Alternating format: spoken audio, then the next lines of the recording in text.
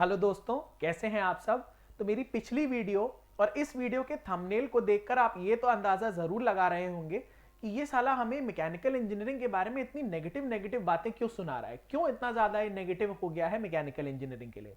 Actually जैसे हालात हैं और जैसे हालात हो सकते हैं उनको देखते हुए अब मुझे लगता है कि आप सबको ये मेरी ड्यूटी बनती है कि मैकेनिकल इंजीनियरिंग ब्रांच के प्रोज एंड कॉन्स बताना, इसका फ्यूचर में क्या हश्र हो सकता है, ये सारी बातें आप लोगों के साथ शेयर करना, क्या क्या बेस्ट पॉसिबिलिटीज आपके लिए यहां पर हो सकती हैं, ये सारी बातें आप लोगों के साथ मैं यहां पर शेयर करने के लिए आया हूं। तो बिना टाइम वेस्ट किए चलिए वीडियो को स्टार्ट करते हैं।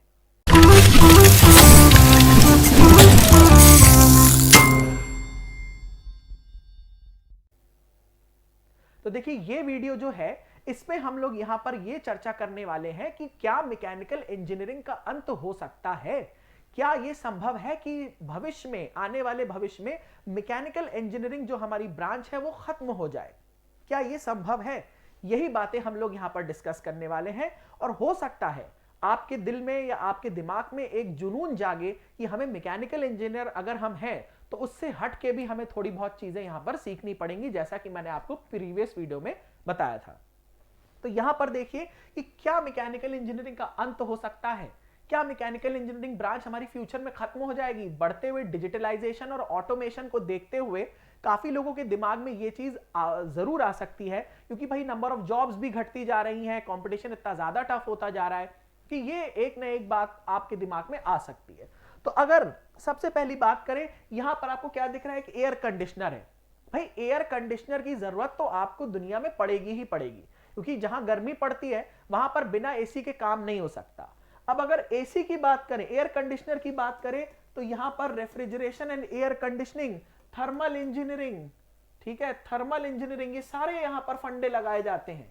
तो क्या आप एयर कंडीशनर को बंद कर सकते हैं? क्या आप ऐसा टेक्नोलॉजी ला सकते हैं जहां पर आपको एयर कंडीशनर की जरूरत ही ना पड़े? मुझे नहीं लगता कि फिलहाल फ्यूचर में भी ऐसी कोई टेक्नोलॉजी आ सकती है। तो भाई जब यहां पर और यहां पर ये दोनों चीजों की जरूरत है तो हम इसको अवॉइड नहीं कर सकते, हम इसको बंद नहीं कर सकते। और अगर हम लोग बात करें, भाई ये पंखा है, पंखा मुझे लगता है ऑलमोस्ट सबके घर में लगा होता है, दुनिया में हर जगह जहां पर जिसको गर्मी लग रही है वो पंखा चला ही लेता है। जो एसी नहीं अफोर्ड कर सकता कम से कम उसके घर में फैन तो होगा ही होगा। इस फैन को देख के आपको क्या लगता है? भाई इसकी ये जो शाफ्ट होती है जिससे पंखा लटका होता है, इसको डिजाइन करना, ठीक है, इसकी डिजाइनिंग, ठीक है, कितनी स्ट्रेंथ होनी चाहिए इस रॉड में, ठीक है, आपने सारी चीजें पढ़ी होंगी स्ट्रेंथ ऑफ मटेरियल्स में। इसकी डिजाइन हो गई, इसमें स्ट्रेंथ कितनी चाहिए, ये कौन डिसाइड करेगा? ये करेंगे हमारे मैकेनिकल इंजीनियर्स करेंगे। क्या यहां पर आप कह सकते हो कि भाई नहीं हमें जरूरत नहीं मैकेनिकल इंजीनियर्स की? ऐसा नहीं है, यहां पर भी आपको मैकेनिकल इंजीनियरिंग की जरूरत पड़ेगी और बिल्कुल पड़ने वाली है। एक आध और एग्जांपल लेते हैं मस्ती वाले। जैसे मान लीजिए क्या है भाई, ये कुर्सी है, ये आपकी कुर्सी है। अब कहो हम कुर्सी पे बैठना छोड़ देंगे, ऐसा कभी नहीं हो सकता। ये कुर्सी की जो डिजाइनिंग है वो अर्गोनॉमिक्स के हिसाब से होती है, ठीक है। अर्गोनॉमिक्स एक ब्रांच होती है मैकेनिकल की, हालांकि डिजाइन इसमें यहां पर भी है, यहां पर भी इसमें डिजाइन है। इसका मटेरियल प्लास्टिक भी होता है, इसका मटेरियल वुड भी होता है, इसका मटेरियल स्टील भी होता है, इसका मटेरियल आयरन भी होता है। तो मटेरियल साइंस भी यहां पर आ गया, मटेरियल साइंस भी यहां पर आ गया। अरे भैया कहां कहां इग्नोर करोगे मैकेनिकल इंजीनियरिंग को, कहां कहां तक छोड़ा जाएगा मैकेनिकल वालों को? तो यहां पर भी आ गया भाई, चेयर तो होनी है, ऐसा तो ये मतलब नहीं है कि दुनिया में से सारी चेयर और टेबल हटा दी जाएंगी, ठीक है। फिर अगर हम बात करें इस पेन की, कलम से कहते हैं दुनिया बदली जा सकती है। अगर इस पेन की यहां पर बात करें, इस पेन में क्या है? लिक्विड इंक है। इस पेन में क्या है? लिक्विड इंक है। लिक्विड इंक का फ्लो किसके अकॉर्डिंग होता है? Fluid mechanics. यहां पर फ्लूइड मैकेनिक्स आ जाएगा। अब यहां पर क्या मैकेनिकल इंजीनियरिंग को हटा पाएंगे? नहीं हटा पाएंगे। तो मतलब घूम फिर के दुनिया के ऑलमोस्ट लगभग सारे तरीके के जितने भी कंपोनेंट्स हैं उसमें मैकेनिकल इंजीनियर्स की प्रेजेंस और मैकेनिकल इंजीनियर्स के फंडे हटाए नहीं जा सकते। तो बात यह आएगी कि मैकेनिकल इंजीनियरिंग का अंत होगा कब, कि ब्रांच कब खत्म होगी, या इसका स्कोप जो है फ्यूचर में वो कब खत्म हो सकता है।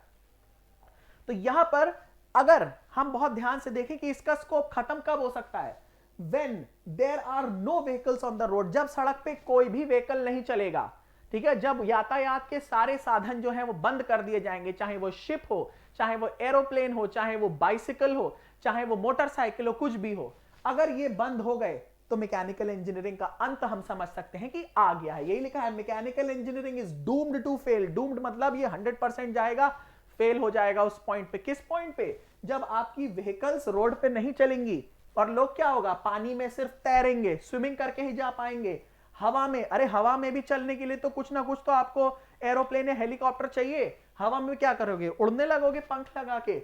बाइसिकल्स, बाइसिकल भी जो है भैया वो तो बनाएगा तो मैकेनिकल वाला ही ना, डिजाइनिंग कौन करेगा इसकी, ठीक है। उस दिन जब लॉन्ग डिस्टेंस ट्रैवल, जब एक जगह से दूसरी जगह बहुत, जब डिस्टेंस ज्यादा होता है, ट्रैवल करना इंपॉसिबल हो जाएगा, क्योंकि लोकोमोटिव्स होंगे नहीं, बनाएगा कौन, मैकेनिकल इंजीनियर्स बनाएंगे। उस दिन जब पावर जनरेशन मतलब बिजली बनाना संभव नहीं होगा, सारे hydro electric power plants, nuclear power plant सब बंद कर दिए जाएंगे। जब ये बंद कर दिए जाएंगे तो कोई भी पावर का प्रोडक्शन ही नहीं होगा। पावर का प्रोडक्शन नहीं होगा तो दुनिया चलेगी कैसे, क्योंकि हर चीज तो बिजली से चलती है। तो ये भी यहां पर एक बहुत बड़ी इंपॉर्टेंस है कि आप इसको तो नहीं हटा सकते, लेकिन इंसानों की जगह क्या यूज कर सकते हो भाई, ह्यूमंस की जगह आप रोबोट्स यूज कर सकते हो। तो यहां पर ह्यूमन डिपेंडेंसी कम हो गई भाई, ह्यूमन की डिपेंडेंसी आपने कम कर दी, लेकिन आपने उसकी जगह क्या लगा दिया, रोबोट्स लगा दिया, ऑटोमेशन कर दिया।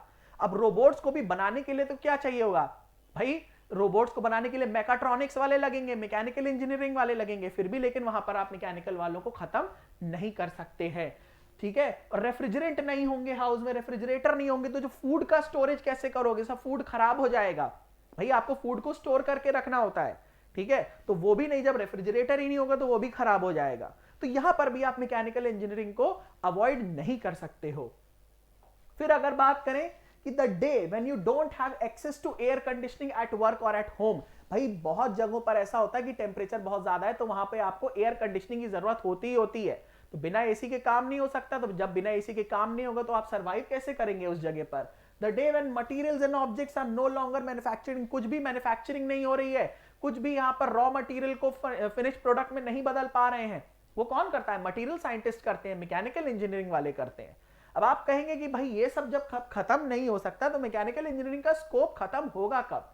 तो सीधी सी एक बात है, मैकेनिकल इंजीनियरिंग का स्कोप वैसे तो कभी खत्म नहीं हो सकता, लेकिन आपको समय के साथ यह चीज रियलाइज करना पड़ेगा कि मैकेनिकल इंजीनियरिंग को अपडेट होने की बहुत ज्यादा जरूरत है, यहां सिलेबस को अपडेट करने की बहुत ज्यादा जरूरत है, ठीक है। 200 साल पहले से जो चला आ रहा है सिलेबस वही चला रहे हैं, अरे जो इंडस्ट्री की रिक्वायरमेंट है उसको इंट्रोड्यूस करना चाहिए, उसको हमें प्रैक्टिस में लाना चाहिए। फालतू के सब्जेक्ट्स हटाओ, जो मेन मतलब मैकेनिकल इंजीनियरिंग के जो वाकई सब्जेक्ट्स हैं जो हमें इंडस्ट्री रिलेटेड हैं, या तो जो सब्जेक्ट्स हैं चलो ठीक है वो चला रहे हो, लेकिन आपको इंडस्ट्री रिलेटेड स्टडीज भी यहां पर करवानी पड़ेगी। इंडस्ट्री की क्या रिक्वायरमेंट है, मार्केट की क्या रिक्वायरमेंट है, क्या डिमांड है, उसी हिसाब से हमें सप्लाई करनी पड़ेगी। तो मुझे लगता है इंडस्ट्रियल इंजीनियरिंग एक बहुत ही अच्छा और बहुत ही इंपॉर्टेंट सब्जेक्ट हो सकता है, लेकिन वो हमारे एज सच करिकुलम में नहीं रखा जाता, वो एक ऑप्शनल में डाल दिया जाता है, ठीक है।